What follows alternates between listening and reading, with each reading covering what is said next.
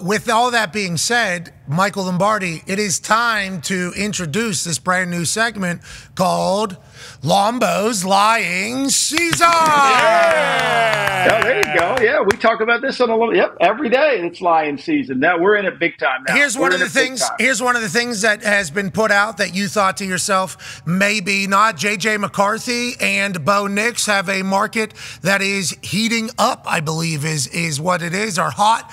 You're saying that might not be true. What is this coming from? How is this coming from? Well, I think when you watch J.J. McCarthy, I think one of the things that most teams will do is watch the third down tape on all these quarterbacks. Why will you watch third down, just third down? Because that's the fast down. If you said to me, why has Daniel Jones not been a good player? Because when the game speeds up, he can't speed up. You have to be quick-minded and quick-footed to play quarterback in the NFL.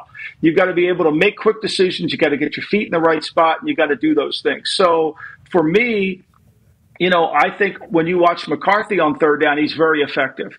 Bo Nix, I thought, had a really good workout. I think Bo Nix's tape is better than people think. I do think they're moving up. Do I think they're going to be in the top 5? That I can't answer at this point. Would I have graded both quarterbacks as potential starters or starting quarterbacks? I think that's kind of where I am, and I think they are. There is some fabric of the league that likes the players because they can offer some things. Are they perfect? No, I don't think nobody's like Bill Walsh used to say this all the time. The search for the perfect player never ends. Like there are no perfect players. But I think, to me, that these guys are going to show that they have a lot of skill and can play on the next level. Pat Mahomes feels like a little bit. Yeah, he's close. He's close. Yeah, he's got good Manning hair was too. close. Yeah, I mean, there are a lot of guys close, but it's close. Well, Megatron was. Yeah. Jerry Reggie White. Yeah. Yeah, you just got Ronnie Lott, Joe Montana. There's a lot of Lawrence Guy. But we have talked about Lawrence Taylor. Lawrence Taylor as well. Lawrence Guy. We've talked about Larry Guy. You know it, Lombo. You know it. Yeah, he's a good dude. He's a good dude. Damn near perfect. Don't even get into this Keith Van Noy stuff that you have in the past.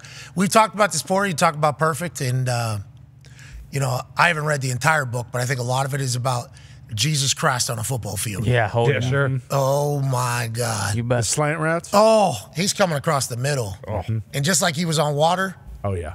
He's got feet like a shorebird. Yeah. Like, actually. Yes. He's dancing around everybody. Yep. And then Tyreek Hill takeoff. Oh, my. Yeah, I couldn't even imagine when he just does this one here. You know what that means? He's got that big robe hanging. Oh, yeah. Does this. Just chuck it. Sauce Gardner's like, oh, shit. Jesus Christ is about to hit me.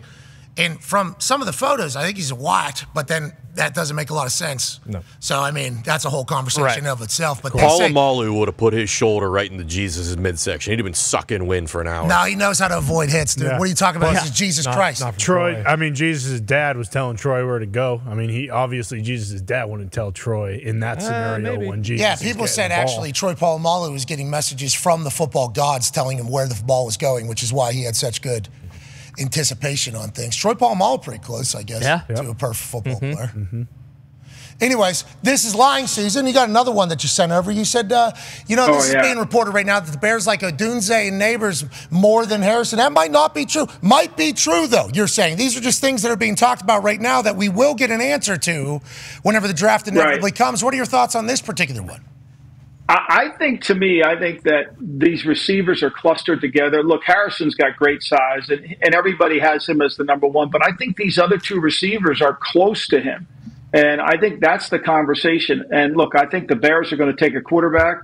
But I think the Bears could easily get a receiver at their next pick if one of these guys are to make it down to them. So I don't think this is, Harrison's, on this level, and then the other two guys are 15 levels below him. I think it's a lot closer, and I think teams look at that, and that's how you manage drafts. And that's where the horizontal board comes in as much as the vertical board comes in. You've got to be able to measure it in two levels. We constantly talk this offseason about the vertical board. Who's the best receiver? Who's the best? But how he relates to the best defensive tackle, or how he relates to the best offensive tackle, or how he relates to other positions in offense, I think that's important. And where the Bears are just, I know that they're going to be able to do all the homework on all the receivers, because if they pass on a receiver in the first round, they're going to take a quarterback if they don't trade down, which I don't think they will. you know they're going to try to add another blue chip player to their top 10 list. And those two guys, I think people see them as blue chip receivers. These young receivers are seemingly getting better than they've ever been. Yeah. You know, and I don't think, and we're stooges that cover the draft because the draft spectacular is like our biggest show every year, and it makes no sense because, I mean, this year we're going to be at the draft, I think, so it should be a pretty cool little thing, but it's like nobody knows what's going to happen in the draft at all. But like trends seem to be that these younger receivers are better, quicker, and making bigger type of impacts on football games. So whenever you're talking about these guys that are at the top of the pack, this is like one wide receiver as soon as you drop them in, right? That's what this is. Hey, this is going to be our offense changer. This is game wrecker coming in immediately. Is that kind of the thought on the top wide receivers? Well, the number one receiver, it's a myth in football. There's very few of them. But what you have to be a really good team is a guy that can line up on the outside and win on the outside running routes. I mean, the worst thing is if you can't win on the outside against press coverage, man-to-man on third down, and you've got to separate. Those are the guys that are the ones that win. And it has to happen outside the numbers. And these guys have indicated based on their play at Washington, LSU, and at Ohio State that they have that ability. That's what makes T. Higgins so good. That's what makes Jamar Chase so good. What makes Tyreek Hill so good is he can line up anywhere across the field and win. But winning on the outside at receiver, that's why Brandon Ayuk is so important to the 49ers because of all their receivers, and they've got a lot of good players, but the one who wins on the outside is Ayuk. They need that. That stretches the field horizontally as much as it does vertically. If you don't have that, then all of a sudden teams pack the middle of the field on you, and it becomes very difficult. And finding that guy who can win one-on-one on the outside is a lot harder than you think it is. Everybody thinks they can find that guy, but it's hard to do because it takes a different kind of guy out there. It takes quickness. It takes incredible balance, too, because you're always going to be in some form of traffic. And it also takes incredible hands. Like the amount of work jugs machine you got to put in, the amount of work route running you got to put in, the amount of work conditioning you got to put in because you're running miles and miles. Like it's not easy to be a number one wide receiver. That's why Justin Jefferson's going to get how much, you think, per year? He'll get over 30. Tyreek's at 30 per year, and he's the highest paid guy, so he's going to get over that. That's what you just said there. And then the other thing I think I should have added to it is the coverage gets rolled to the number one receiver on the outside. When that happens, all of a sudden, stuff opens up in the middle of the field for everybody else. Yeah, and T.Y. Hilton, I watched as it happened to him. It was like a massive compliment to him. But it was also like life is much worse all of a sudden because we had Reggie for a long time. So Reggie was the guy that everybody rolled to because Reggie was so smart. Even when he wasn't maybe running the fastest that he used to run, he was able to find holes, and Andrew Luck was able to find them. So Reggie. That's why he's going to be Hall of Famer? No, going to be a Hall of Famer. Yeah. Needs to be a Hall of Famer. Reggie Wayne needs to be a Hall of Famer. He was our guy, boom, boom, boom, boom, boom. And then one game, I think it was New England. I think it was Bill Belichick. Bill Belichick rolled that son of a bitch right over to T.Y. And it was like T.Y. had no yards. It was like nothing.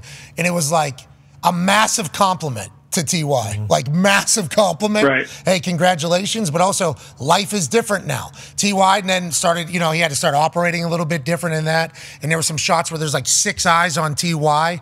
And it's like, that's why it takes a special person to be that person because there's going to be layers to this shit as you continue to grow older. If you can find one, get one. That's why the Marvin Harrison Jr. stuff, like, I think everybody with a sane mind is like, gonna figure it out. Yeah, stud. But there's some people coming out like, maybe not though. It's like, I think he's going to be so big. He's so big. I mean, that's the other thing. You need to be physical out there. You need to be able to, win. And these corners, as they get bigger, you got to be able to battle them at the line of scrimmage, and you got to be able to win. And then, look, you got to be able to win against the double coverages. I mean, Randy Moss, he was able to do that. He split it. When you went in and out coverage on Moss, that was you got him, I got him, nobody's got him because he took it down the field.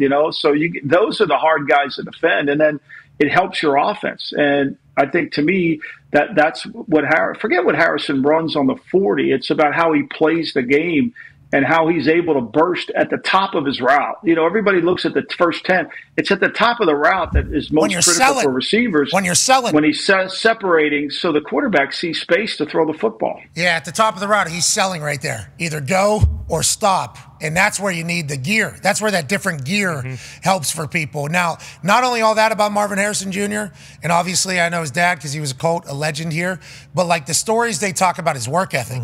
It's like Bobby Carpenter goes in to work out with college kids at like 5:30 a.m. every single morning. He's a 40-year-old radio host in Columbus, former Buckeye, really jacked and strapped and in shape and hilarious. He said when he gets in there, Marvin Harrison's on the jugs already. Like he's the only person in there on the jugs machine. And then at night, whenever Bobby's going back for his afternoon lift, of course, Marvin Harrison, after practice, after class, he's like the last one on the jugs as well. It's like he's been given a game by his dad. Like, hey, this is how this whole thing goes. I'm excited to see who becomes the guy out of this draft class because what Justin Jefferson has done, man, just so quickly, boom, off and running, changing the thing. Everybody's hoping for that for the next one. Now, here's the next lying quote in the last one, and obviously it's close to home up there with New England. This is per Phil A. Perry. There are those in Jaden Daniels' camp who would really rather he not come to New England, and that's probably climate related. Now, I bring this one up mostly because whenever they say camp, what does that mean? Does that mean somebody that's... I have no idea. This is always how this goes, though. Like, the camp says this. It's like, what does that mean, the camp? This feels like the perfect iteration of lying season to maybe sway some Patriots people away from liking Jaden Daniels because Jaden Daniels doesn't want to come to your cold-ass town. Is that an accurate way to read this type of thing, or how much truth is there in this? I can't imagine this is true. I mean, I know he's from, he grew up Arizona, played at Arizona State, LSU, but come on. You go to a team that's had such great history and tradition to it, just because it's a little cold, I can't even begin to fathom that. Like, whoever's saying that in his camp, is really, now there's two ways to look at this, right? He could be saying that because he doesn't think he's going to make it to the Patriots, so you got to draft me at number 2. Everything that you look at this stuff can go both ways, right? But why would a player not want to go to a team, especially when you know that the draft is slotted by money? It's all slotted by money. So if you go 3 and not 8, you're making a hell of a lot more money. It's all awesome to follow. You can buy ham warmers for the difference between 3 and 8. Trust me. Yeah. You're the best. All right. I appreciate you so much. Have an incredible day. Thank you for joining us, Paisan. Thanks, guys.